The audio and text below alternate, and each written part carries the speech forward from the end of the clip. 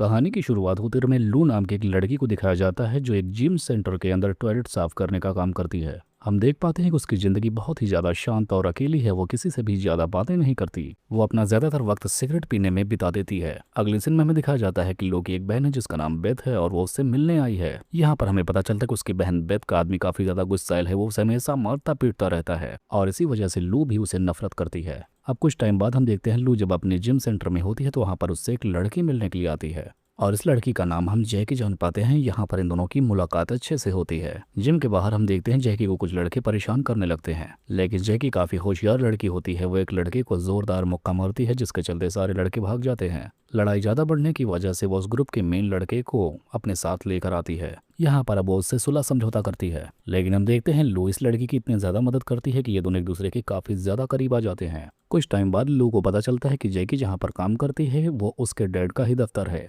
लेकिन लू अपने डैड से ज्यादा मतलब नहीं रखती है। जैकी भी लू के साथ रहने लगती है और हर रोज अपनी बॉडी बिल्डिंग की ट्रेनिंग करती है। इस तरह से दोनों के रिश्ते काफी ज्यादा गहरे होने लगते हैं। अब एक बार हम देखते हैं लू अपनी बहन को फिर से अपने जीजा के साथ एक होटल में आई होती है जहां पर उसकी जीजा उसकी बहन को फिर से डांटने फटकारने लगते हैं, लेकिन अब की बार ये लू से बर्दाश्त नहीं होता। वो अपने जीजा को अकेले में समझाती है कि वो उससे दूर ही रहे। अगर वो उसकी बहन से दोबारा झगड़ा करेगा तो उससे बुरा कोई नहीं होगा। लेकिन तभी उसका जीजा उससे एक ऐसा राज बताता है जिससे सुनकर लू हैरान ही रह जाती है। वो बताता है कि शहर में आने से पहले वो जो लड़की तुम्हारे साथ जैकी रहती है वो मुझसे पहले ही मिल चुकी है और मैंने उसे नौकरी दिलाने से पहले उसके साथ संबंध बनाए थे। ये सुनते ही लू का गुस्सा और भी ज्यादा बढ़ जाता है। अब यहाँ पर लू को समझ में ये भी नहीं आ रहा था कि वो अपनी जैकी पर भरोसा करे या फिर नहीं, और यहीं से लू की जिंदगी में एक ऐसी घटना होने वाली थी जो उसकी जिंदगी ही बदल देती है। अब हम देखते हैं लू फौरन जैकी के पास पहुंचती है और उससे पूछती है कि क्या तुम्हारा हमारे जीजा के साथ कोई रिश्ता था जिसका नाम जीजे है। तब जैकी बताती है कि हाँ, मुझे काम की तलाश थी, मैं शहर में नई आई थी, इसके बदले में उसने मेरा फायदा उठाया। जैकी बताती है लेकिन ये सब कुछ तुम्हारे मिलने से पहले हुआ था। लेकिन यहाँ पर लू काफी ज्यादा गुस्से में थी जिसके चलते दोनों में बहुत जोरदार बहस होती है और जैकी कार से बाहर गुस्से में निकल कर जाने लगती है। यहाँ पर लू जैकी को समझाती है कि मेरा जीजा बहुत खतरनाक आदमी है, वो मेरी बहन को हर रोज मारता है।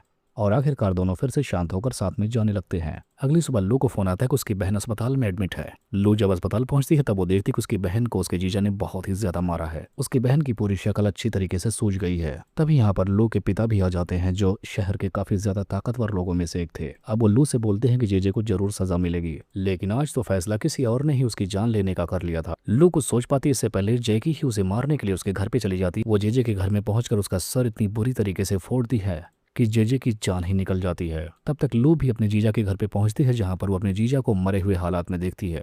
लू अपने जीजा की लाश को देखकर हैरान रह जाती है, लेकिन अब वापस लौटने का कोई भी रास्ता नहीं था। अब ये दोनों ही मिलकर फैसला करते हैं कि हमें जल्द ही लाश को ठिकाने लगाना होगा। वो जेजे की कार में ही उसकी बॉडी को रख लेते हैं और शहर की तरफ निकल जाते हैं। जिसके बाद हम देखते हैं ये लोग शहर से बाहर उसकी बॉडी को एक सुनसान जगह पर लेकर आ जाते हैं। जिसके बाद लू कार में पेट्रोल डालकर उसे खाई पे धक्का दे देती है, जिसके बाद कार खाई में गिर के एक जोरदार ब्लास्ट के साथ खत्म हो जाती है। यहाँ से इन दोनों को लगता है कि सब कुछ खत्म हो गया है, लेकिन असली मुश्किलें तो अब शुरू होने वाली थी। कुछ टाइम बाद पुलिस को ये बात पता चल जाती है कि उस कार में एक डेड बॉडी थी जो जलाई गई है। इधर हम देखते हैं जैकी भी किसी दूसरे देश चली जाती है अपने कुछ जरूरी काम से। अब हम देखते हैं शहर में लू बिल्कुल अकेली पड़ गई थी जिसकी जिंदगी धीरे धीरे बिखर रही थी। यहाँ पर लू को पता चलता है कि जब वो जेजे की लाश को लेकर जा रही थी तो एक लड़की ने उसे ऐसा करते हुए देख लिया था और अब वो लड़की लू को ब्लैकमेल करना चाहती है। इधर हम जैकी को देखते हैं जो अपनी बॉडी पर कुछ ज्यादा ही फोकस कर ली थी और स्टेज शो करने के दौरान उसके साथ कुछ बहुत ही अजीब होने लगता है, जिसकी वजह से वहां पर मौजूद दर्शक उस पर हंसने लगते हैं। इधर हम शहर में देखते हैं लू की हालत और भी ज्यादा खराब हो रही थी क्योंकि पुलिस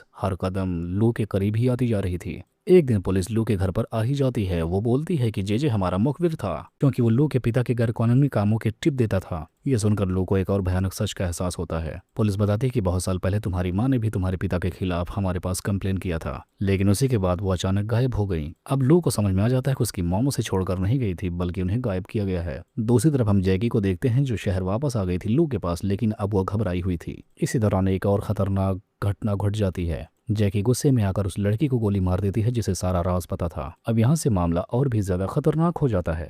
अब 2 हत्याएं हो गई थी इन दोनों के जरिए, तो इस तरह से लू के पिता को भी ये बात पता चल जाती है। वो जैकी को पकड़ लेते हैं और लू को फोन करके धमकी देते हैं कि अगर लू ने पुलिस को कुछ भी बताया तो जैकी जिंदा नहीं बचेगी। लेकिन अब की बार लू डरने वाली नहीं थी, उसे अपने पिता की असली सच्चाई पता चल गई थी, जिसके बाद वो अपने पिता को भी ठिकाने लगाकर जैकी को छुड़ा लेती है। लेकिन तब तक उसका पिता दोबारा उस पर हमला करता है और यहाँ पर इन दोनों के बीच एक भयानक लड़ाई होती है। यहाँ पर लू अपने पिता को खूब मारकर बेबस कर देती है, जिसके बाद वो उन्हें छोड़कर दूसरे शहर जाने का फैसला कर लेती है। ये दोनों फाइनली कोई और शहर पकड़ लेते हैं, लेकिन इनके पीछे इनके अपराध इनका पीछा नहीं छोड़ते। अब हम देखते हैं ये दोनों किसी सुनसान जगह पर पहुंचने के बाद उस लड़की की लाश को ठिकाने लगा देते हैं और फिर ये दोनों अपना सफर जारी रखती हैं। और बस इसी के साथ ये कहानी यहीं पर खत्म हो जाती है।